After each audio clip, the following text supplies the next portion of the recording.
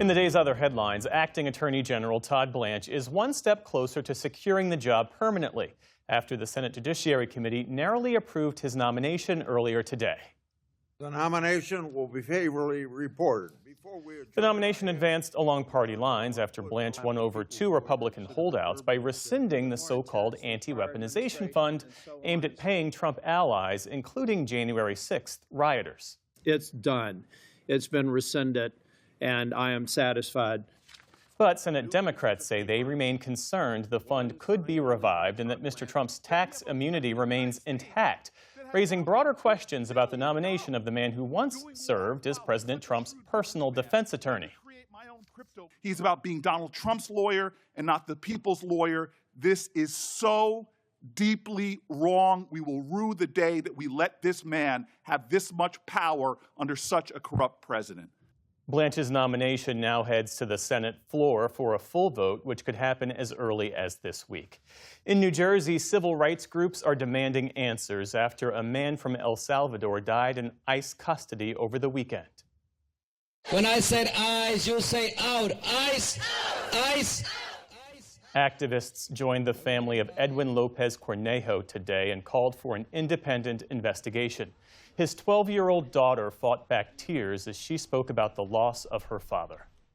We were both dead, but the only difference is that his heart stopped beating. And I'm going to grow up without a father. Federal officials say the 41-year-old died following a medical emergency, though no official cause of death has been released. It marks the second death in less than a year at Delaney Hall, the Newark detention center that has seen months of protests over its treatment of detainees. Several European Union nations are calling for tougher action against migrant smuggling after last week's surge of people into the North African enclave of Ceuta. Roughly 72,000 migrants entered the Spanish territory, sparking a humanitarian crisis, as well as a fierce debate over immigration policy within the EU. At least 80 people died in the crossing. Spanish officials say most of the migrants have since returned to Morocco. After a meeting of EU ministers today in Brussels, Spain's interior minister defended what he called Madrid's immediate and efficient response. There are things that happen where there does not necessarily need to be someone responsible. Any other security department could also have foreseen this, or another European Union country. We are all involved in security, in intelligence, in gathering information on social media. Today's emergency meeting comes after 22 nations signed an open letter criticizing Spain's policy on the legal status of migrants within its borders. Iran and Oman are reportedly nearing a potential deal that would reopen the Strait of Hormuz. Iran's foreign ministry says the two sides are in talks about designating shipping lanes in the vital waterway.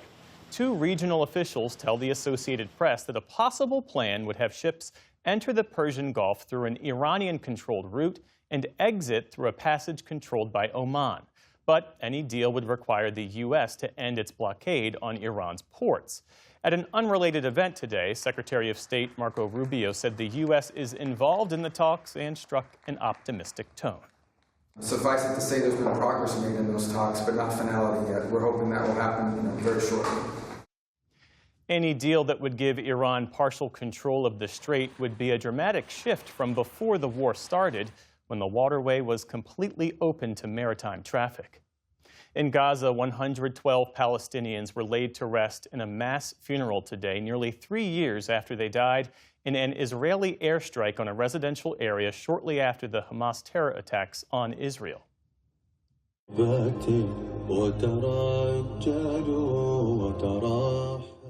Mourners gathered for the ceremony in Gaza City, each victim's remains draped in a Palestinian flag. Gaza's civil defense says it took more than 2 weeks to recover and identify the remains, which had been buried all this time beneath the rubble. Officials say 157 additional bodies are still missing. Relatives said the day was a mixture of closure and of grief. It has reopened our wounds 3 years after this massacre. It has brought sorrow back to our children, women, and sons. But our consolation is that we believe they are martyrs with God. Also today, Israeli Prime Minister Benjamin Netanyahu said that Israeli forces will not withdraw from their current positions in Gaza until Hamas has completely disarmed.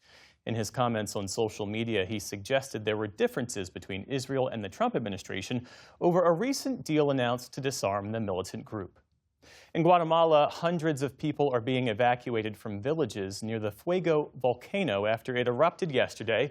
Video from the site, located just 20 miles or so from the country's capital, shows a fountain of lava up to 1,000 feet high and ash reportedly spewing nearly 4 miles into the air. Authorities issued a nationwide orange alert, one level below its most serious emergency, and closed a major highway nearby. The volcano is part of the Pacific Ring of Fire and is one of Guatemala's most active volcanoes. After the closing bell on Wall Street, SpaceX posted a $500 million loss for the second quarter. It was the rocket company's first such report since going public in June, but that loss was smaller than expected and revenues soared. Meantime, Wall Street rallied to new records today amid strong corporate profits and cooling oil prices. The Dow Jones Industrial Average jumped 900 points on the day. The Nasdaq added more than 2.5%. The S&P 500 beat its previous high set in June. Still to come on the News Hour, artificial intelligence proves a promising tool for stopping wildfires before they burn out of control. We examine the science behind how prescribing art helps combat loneliness. And the latest episode of our Settle In podcast explores the threats of biological warfare.